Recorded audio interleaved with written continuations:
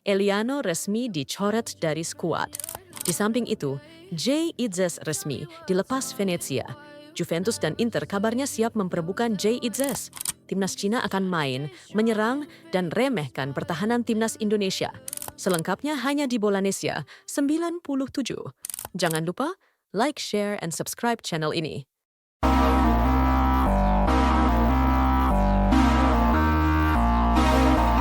Eliano Ragers resmi mundur dari pemanggilan Timnas Indonesia. Eliano tidak akan bergabung dengan Timnas pada pemusatan latihan jelang berlaga di putaran ketiga. Sebelumnya, ada 32 pemain yang dipanggil oleh Patrick Kluivert untuk pemusatan latihan di Bali. Patrick Kluivert mengabarkan bahwa Eliano dipastikan tidak hadir untuk TC kali ini. Alasannya pemain tersebut akan mendampingi istrinya yang akan melahirkan. Masalah ini juga sudah dibahas antara sang pemain PSSI dan pelatih Timnas. Kabarnya anak Eliano akan lahir dalam periode ini dan dia memutuskan untuk bersama keluarga. Eliano menyampaikan terima kasih atas pengertian semua pihak. Dia berharap skuad Garuda bisa mendapatkan hasil maksimal pada bulan Juni nanti. Mundurnya Eliano tentu membuat dinamika baru sektor bah kanan Timnas.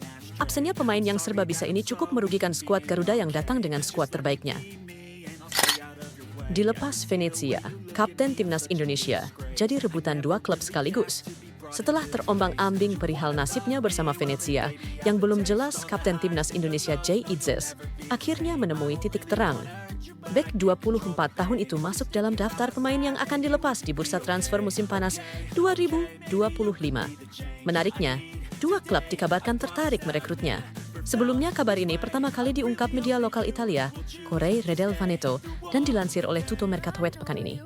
Dalam laporan tersebut, Venezia disebut tengah bersiap melakukan perombakan besar-besaran.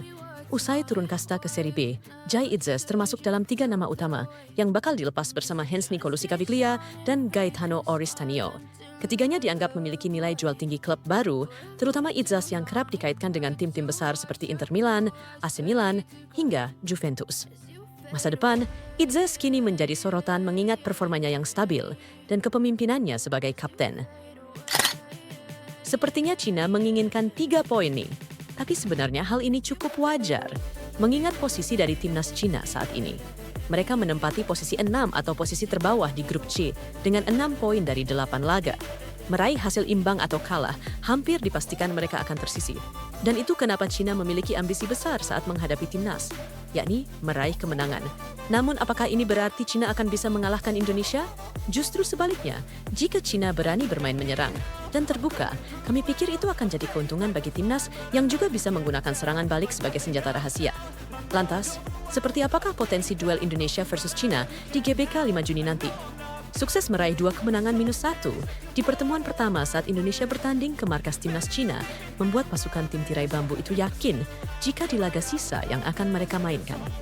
Tim asuhan dari Blanko Ivankovic itu bisa mengalahkan timnas Indonesia di laga yang akan dimainkan pada 5 Juni nanti. Menariknya, meski laga nanti akan digelar di GBK, ada kepercayaan diri dari Cina di mana hal itu ditunjukkan dari komentar para pemain hingga pelatih mereka jelang laga kontra timnas. Pertama ada Wang Gelai, kiper timnas Cina yang menekankan bahwa siapapun lawannya sama saja. Maksudnya tak peduli banyak pemain Indonesia dari Eropa, menurut ia itu tak masalah, apalagi menurutnya Cina mampu mengalahkan Indonesia 1-2 di putaran pertama, meski ada pemain Eropa di timnas Indonesia. Selanjutnya ada pemain naturalisasi dari timnas Cina Yang Mingyang. Pemain yang berposisi sebagai gelandang ini menilai jika pemain Eropa yang dimiliki Indonesia mungkin unggul soal kualitas individu atau ritme, namun ia yakin bahwa cuaca dan chemistry akan menyulitkan mereka.